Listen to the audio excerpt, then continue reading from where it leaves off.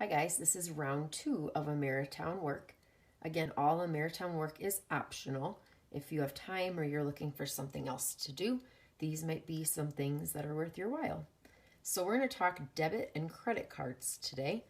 And we'll start with debit cards. So a debit card is linked to a checking account or maybe another account, but typically it's a checking account. So the money that you're spending when you swipe a debit card is actually coming out of your checking account. So swiping a debit card is basically an alternative to having to write a check or even to carrying cash. So because of that, it's important that any purchases that you make swiping your debit card are recorded in your check register. Because if you don't register those, then you don't know how much money you've taken out of your account and how much you actually still have in the account to use. So another thing though too about a debit card is because it's linked to a checking account which has money in it, you can only use up to the amount of money that you have in your account. So let's say you have $200 in your account.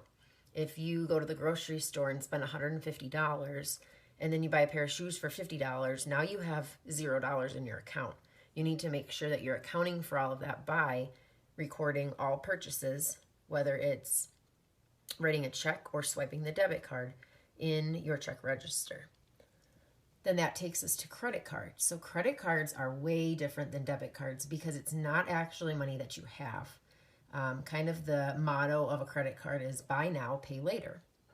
Because essentially you are being loaned that money. You're buying something on credit, meaning you don't have the money. You're borrowing it. You're basically borrowing the money to pay it back later. And when using a credit card, oftentimes you're not just paying the amount of whatever you bought, but you're paying interest for borrowing money, and you might even be paying fees. So example, if you spent $50 on a credit card buying a pair of shoes and you don't pay it off right away, you might end up later owing the credit card company maybe $65 because you're paying interest because you let that money sit there without paying it back. And maybe even a fee for not having, sorry, I lost my train of thought. A fee if you don't pay off the money right away. Usually every month you get a credit card bill that says, hey, you spent $50, you need to pay $50. So credit cards can be a little risky. They're not horrible cards to have, but if you use them, it's best to make sure that you can pay off the balance in full. Meaning if you spend $75 on the credit card, that at the end of the month, you have $75 to pay that balance so that your credit card balance is at zero, meaning you don't owe any money. So I will take a picture of this little board to go along with a couple pages that I thought went really well with this. So the first page is actually 2 back-to-back. In your workbook, it's pages 23 and 24. And they give you 4 scenarios, and then they actually give you a 5th one that you could come up with if you'd like to basically determine, is the person in the question a good candidate for a debit card, or would you encourage them to get a debit card?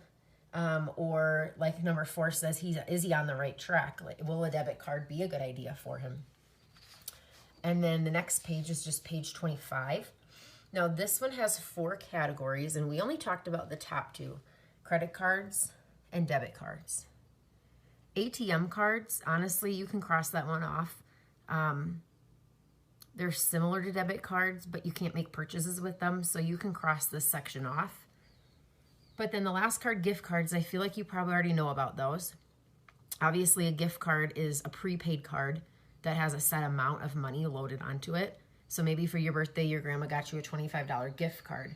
That means that grandma paid that store or that business $25 to get a gift card so that essentially she has already bought your purchase. You just haven't purchased anything yet. So, Ameritown, if you are interested in doing a little bit of supplementary work, you can work on pages 23, 24, and 25.